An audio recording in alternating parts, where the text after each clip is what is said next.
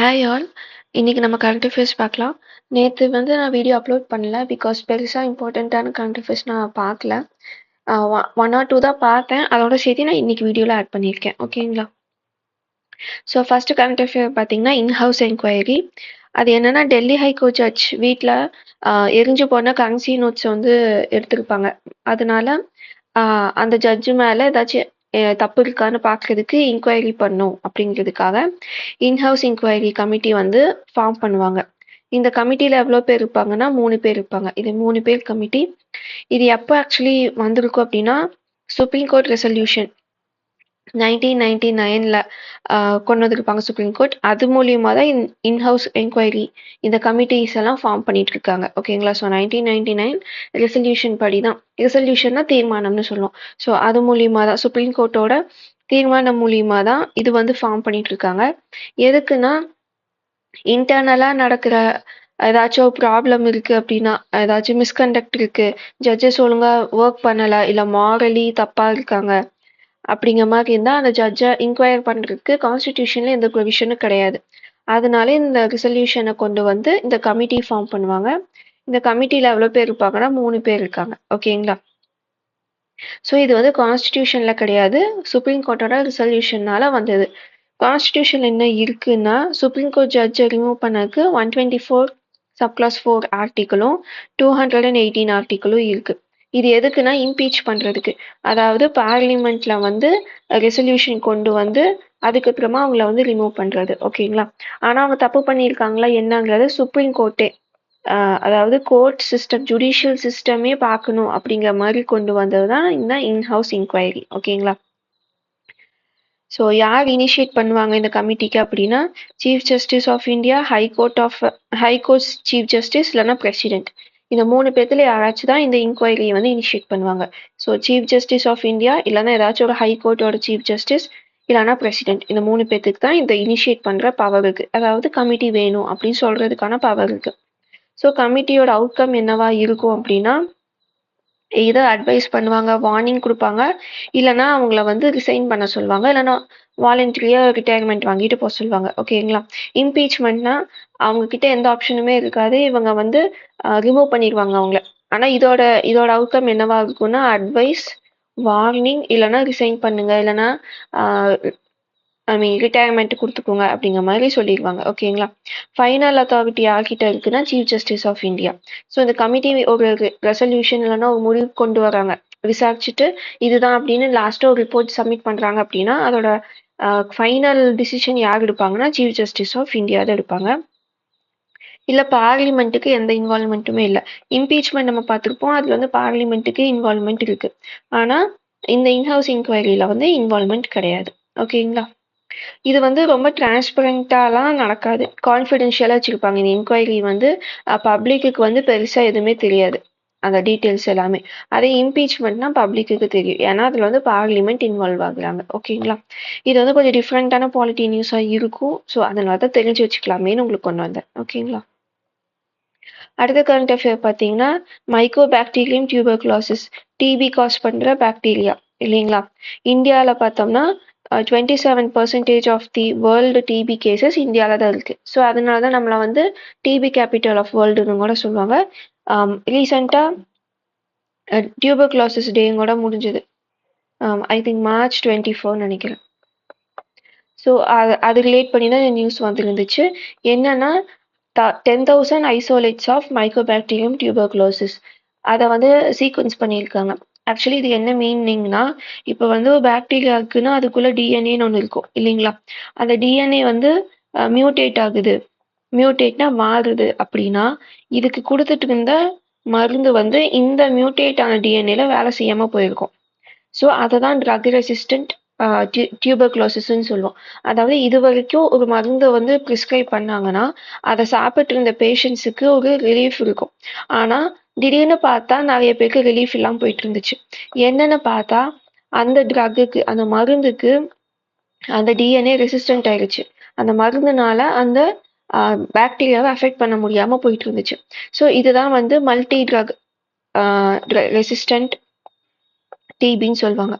அதாவது ஒரு drug 2 drug இல்ல. நெறைய மருந்து வேலை செய்யாம போகுதுன்னா, அது வந்து மல்டி ட்ரக் ரெசிஸ்டன்ட் டிபின்னு சொல்லுவாங்க. இது மாதிரி அ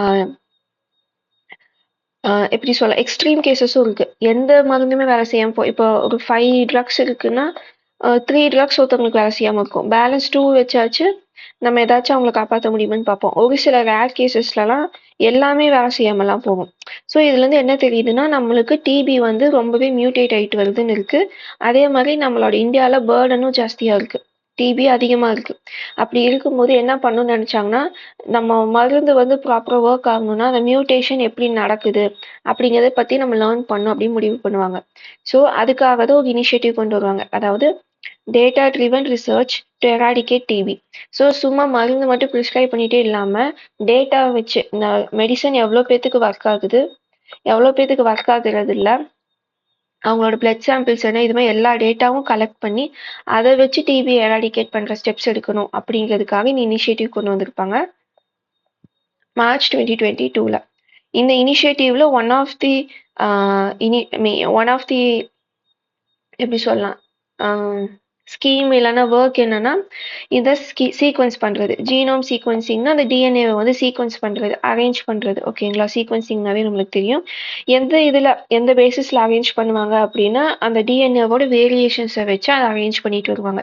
ஸோ தட் எப்படியெல்லாம் அது மாறுது, ஃபர்ஸ்ட் எப்படி இருந்துச்சு, 500வது பிளேஸ்ல வரும்போது அது எப்படி இருக்கு, அது மாதிரி நம்ம பார்க்கும்போது இதுக்கப்புறமா எப்படி மாறும் அப்படிங்கிறது நம்மளுக்கு தெரியும் இல்லைங்களா? அதுக்கு தகுந்த மாதிரி நம்ம ப்ரிப்பேர்டா இருக்கலாங்கிறத இதோட கான்செப்ட். ஸோ அப்ஜெக்டிவ் என்னன்னா 32,000 ஐசோலேட்ஸை வந்து சீக்வன்ஸ் பண்ணணும் அப்படிங்கிறது. அதுல பார்த்தீங்கன்னா 10,000 வந்து நம்ம இப்போ அச்சீவ் பண்ணிட்டோம். அதை தான் இப்போ வந்து நியூஸ் பேப்பர்லலாம் வந்துருந்துச்சு.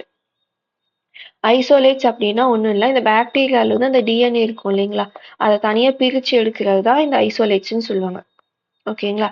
ஸோ 10,000 ஐசோலேட்ஸை வந்து நம்ம சீக்வன்ஸ் பண்ணியிருக்கோம். இது எதுக்கு கீழே வரும்னா department of biotechnology, ministry of சயின்ஸுக்கு கீழே இது வருது. ஓகேங்களா? ஸோ அவ்வளோதான். அதுக்கப்புறமா டிபிக்கான இனிஷியேட்டிவ்ஸ் வந்து நான் நோட்ஸில் கொடுத்துருக்கேன். அதை வந்து நம்ம பார்த்துக்கலாம். ஸோ இந்த நியூஸில் வந்து வேற ஒன்றும் இல்லை, இதை சீக்வன்ஸ் பண்ணியிருக்காங்க. ஏன் பண்ணியிருக்காங்கன்னா ட்ரக் ரெசிஸ்டன்ஸ் இருக்கு, அதுக்கு காரணம் மியூட்டேஷன். அதை பற்றி லேர்ன் பண்ணாதான் இனிமேல் ஃபியூச்சரில் டிபி பாக்டீரியா எப்படி மாறும்னு நம்மளுக்கு தெரியும். அது எந்த மருந்துக்கெல்லாம் ஒர்க் ஆகாமல் போகும், எந்த மருந்தெல்லாம் அது மேலே ஒர்க் ஆகுங்கிறது நம்மளுக்கு தெரியும். அதுக்காக தான் இந்த இனிஷியேட்டிவ். ஸோ எம்எஸ்எம்இன்னு நம்ம கிளாஸிஃபை பண்ணுறத இன்வெஸ்ட்மெண்ட் வச்சும் டேர்ன் ஓவர் வச்சும் நம்ம வந்து சொல்லிட்டு இருப்போம் இல்லைங்களா? இது எம்எஸ்எம்இ, இது வந்து மைக்ரோ பிஸ்னஸா இல்லை ஸ்மால் பிஸ்னஸா அப்படிங்கிறது. அந்த கிளாஸிஃபிகேஷனை வந்து இந்த வருஷம் பட்ஜெட்டில் வந்து மாற்றிருப்பாங்க.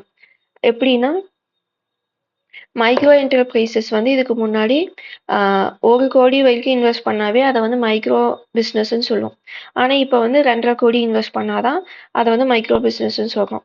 அதே மாதிரி ஸ்மால் பிஸ்னஸ் பார்த்தீங்கன்னா 10 crore வரைக்கும் இன்வெஸ்ட் பண்ணால் ஸ்மால் பிஸ்னஸ்ன்னு சொல்லியிருந்தோம். இப்போ 25 crore. அதே மீடியம் என்டர்பிரைசஸ் பார்த்தோம்னா 50 crore, இப்போ வந்து 125 crore. ஸோ இது வந்து அதோட லிமிட்டை வந்து அதிகப்படுத்தியிருக்காங்க. ஓகேங்களா? அதே தான் டேர்ன் ஓவரும் 5 crore 10 crore மைக்ரோக்கு, ஸ்மாலுக்கு 50 100 crore மாற்றிருக்காங்க, மீடியம்க்கு 250 crore 500 crore மாற்றிருக்காங்க. ஓகேங்களா? ஸோ இதுதான் இப்போ எம்எஸ்எம்இ ரிலேட்டடான கரண்ட் அஃபேர்.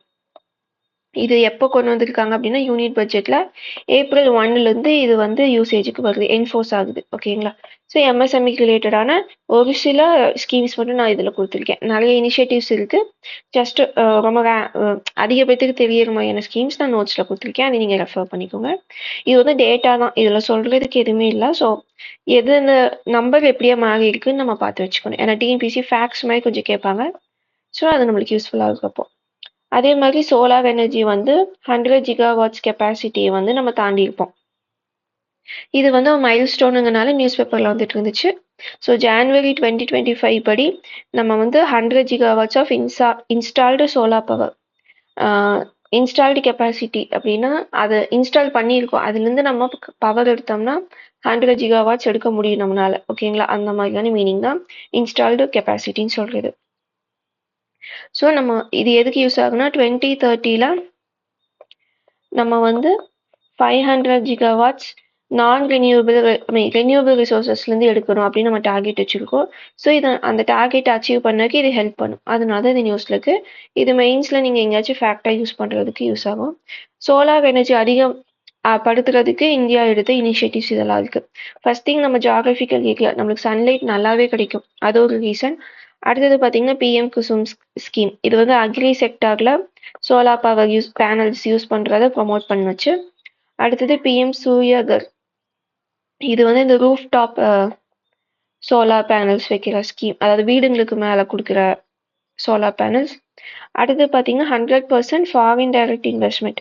ஸோ எஃப்டிஐ பார்த்தீங்கன்னா 100% இந்தியாவில் அலோவ் பண்ணியிருப்பாங்க சோலார் எனர்ஜி ரிலேட்டடில், அதுவும் ஆட்டோமேட்டட் ப்ராசஸில்.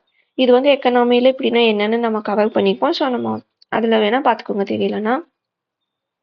அடுத்து indigenous manufacturing of solar components. So product link incentive மூலிமா இந்த சோலார் எனர்ஜி ஜென்ரேட் பண்ணக்கு என்னெல்லாம் காம்போனன்ட்ஸ் நம்மளுக்கு தேவைப்படுதோ அதெல்லாம் இங்கேயே மேனுஃபேக்சர் பண்ணுறதுக்கு நம்ம ப்ராடக்ட் லிங்க்டு இன்சென்டிவ் ஸ்கீம்லேயும் நம்ம அதுக்கு அலோவ் பண்ணியிருக்கோம். அதே லாஸ்ட் கரண்ட் அஃபேர் பார்த்தீங்கன்னா கிரையோஜெனிக் கன்சர்வேஷன். கிரையோஜெனிக்னா இந்த ஃப்ரீசிங், அதாவது ரொம்பவே கோல்டான டெம்பரேச்சரில் எதையாச்சும் நம்ம ப்ரிசர்வ் பண்ணுறோம் பாதுகாக்கிறோம் அப்படின்னா அதை வந்து கிரையோஜெனிக் ப்ரிசர்வேஷன் சொல்லுவாங்க. இது வந்து பார்த்தீங்கன்னா இப்போ கரண்ட் அஃபேர் என்ன இருக்குன்னா Padmaja Naidu Himalayan zoological park டார்ஜிலிங்கில் இருக்குது, வெஸ்ட் பெங்காலில். ஸோ இந்த பார்க்கில் வந்து இந்த இனிஷியேட்டிவ் கொண்டு வந்திருப்பாங்க. எதுக்குன்னா ஸ்னோ அனிமல்ஸ் இருக்கு இல்லைங்களா, அதோட டிஎன்ஏ வந்து ப்ரிசர்வ் பண்ணணும் அப்படின்னு சொல்லிட்டு இந்த இனிஷியேட்டிவை ஃபஸ்ட்டு இந்த பார்க்கில் வந்து கொண்டு வந்திருக்காங்க. எதுக்கு அப்படின்னா இன்கேஸ் அது எக்ஸ்டிங்ஷன் அழிவு நிலைக்கு போகுதுன்னா இந்த டிஎன்ஏ சாம்பிள்ஸை வச்சு அது எப்படி பெட்டராக ப்ரிசர்வ் பண்ணலாம், அது எக்ஸ்டிங்ஷன்லேருந்து காப்பாற்றலாம், எப்படி கன்சர்வ் பண்ணலாம் அப்படின்னு நம்மளால தெரிஞ்சுக்க முடியுங்கனால இதை ப்ரிசர்வ் பண்ணுறாங்க. ஓகேங்களா. இதுக்கு யார் ஹெல்ப் பண்ணுறா இந்த பார்க்குக்கு அப்படின்னா centre for cellular and molecular biology Hyderabad. இவங்க கூட கொலாபரேட் பண்ணி தான் இந்த ஜுவாலஜிக்கல் பார்க் வந்து இந்த இனிஷியேட்டிவ் வந்து எடுத்துருக்காங்க. இந்த பார்க் தான் இந்தியாவில் இருக்கிற பார்க்ஸ்லேயே ஹையஸ்டாக இருக்க பார்க், அதாவது ஹை ஆல்டிடியூட்ல இருக்கு. ஓகேங்களா. ஸோ சி லெவல்லேருந்து பார்த்தோம்னா இந்த பார்க் தான் இந்தியாவிலேயே ஹையஸ்டாக இருக்கு.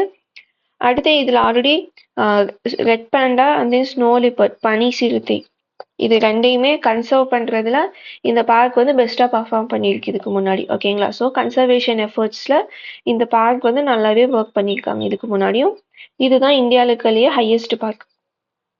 அண்ட் தென் எதுக்கு இந்த கிரையோஜெனிக் கன்சர்வேஷன் கொண்டு வராங்க அப்படின்னா ஏதாச்சும் இந்த அனிமல்ஸ் வந்து எக்ஸ்டிங்ஷனுக்கு போகுதுன்னா அதை காப்பாற்றுறதுக்கு. ஓகேங்களா. எல்லா அனிமல்ஸ்க்கும் கிடையாது, பனியில் வாழக்கூடிய அனிமல்ஸை தான் காப்பாற்றுறாங்க.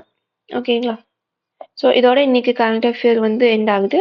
இதோட பிடிஎஃப் வந்து நான் டெலகிராம் சேனல் அப்லோட் பண்ணிடுவேன், லிங்க் டிஸ்கிரிப்ஷன் இருக்குது, செக் அவுட் பண்ணிக்கோங்க.